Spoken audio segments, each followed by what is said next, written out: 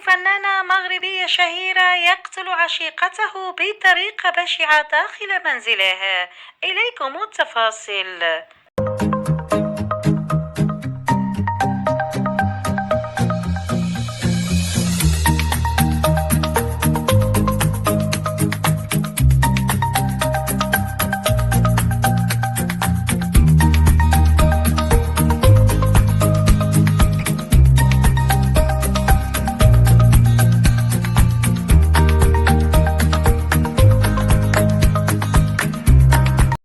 اهتزت مدينة الدار البيضاء المغربية يوم الخميس على وقع جريمة مروعة راحت ضحيتها شابة في عقدها الثالث على يد ابن فنانة شهيرة.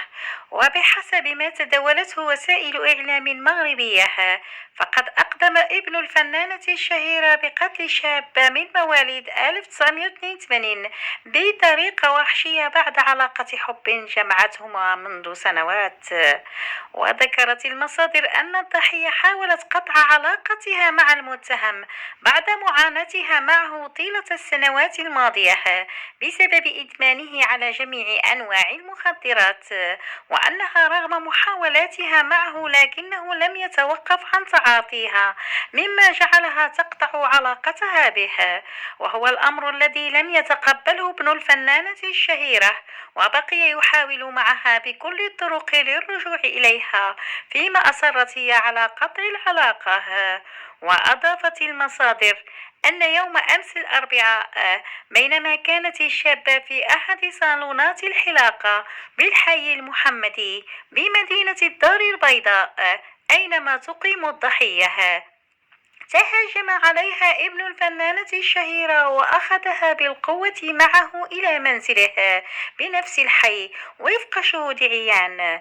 ولفتت إلى أنه تم اكتشاف الجريمة اليوم الخميس، حيث وجدت الشابة مقتولة داخل منزل ابن الفنانة الشهيرة.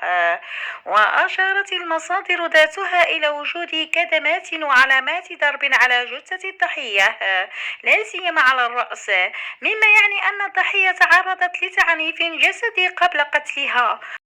وأضافت أنه تم نقل جثة الضحية التي بدت في حالة مزرية بسبب آثار الضرب والاعتداء عبر سيارة إسعاف إلى مستودع الأموات في انتظار ما سيكشف عنه التقرير الطبي بعد تشريح الجثة، ليتم فيما بعد تسليم الجثة لأهل الضحية حتى يتم دفنها.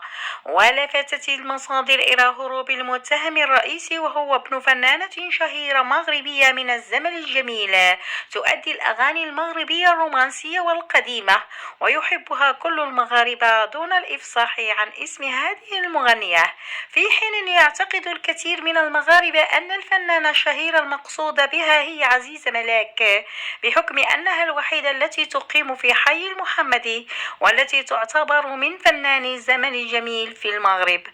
من جهتها بدأت قوات الأمن البحث عن المتهم الرئيسي في الجريمة.